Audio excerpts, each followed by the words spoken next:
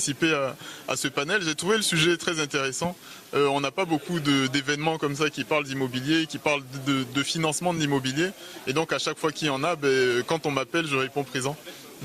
Le troisième panel, on a parlé essentiellement des grands projets, des projets de grande envergure. C'est vrai que sur l'ensemble de la conférence, on a pu parler effectivement de problématiques de résidentiel, d'habitation, etc. Et puis effectivement, on a fini sur ce panel avec des projets de grande envergure.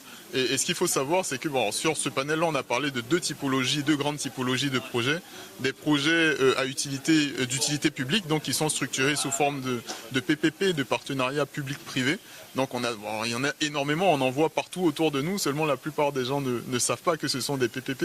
Mais on a parlé des CHR, on a parlé d'universités, on a parlé du troisième pont, de l'aéroport, de l'énergie, de l'eau. Donc tout ça, ce sont des projets qui ont été structurés sous forme de partenariat public-privé. Donc c'est des privés qui collaborent avec l'État pour justement assurer un service qui est dit d'utilité publique et donc qui sont rémunérés en fonction de justement ces projets qu'ils ont structurés. Donc souvent c'est des projets qui sont structurés par des privés et puis qui sont menés en collaboration avec l'État. Et on a parlé d'une deuxième typologie de projets, ce sont des projets de grande envergure mais qui sont structurés et financés de façon purement privée. On a pris l'exemple par exemple de Cosmos Yopougon qui est une très belle infrastructure commercial, centre commercial pour les populations, mais qui a été structuré par une société ivoirienne et qui a un projet purement privé, donc qui est différent des PPP.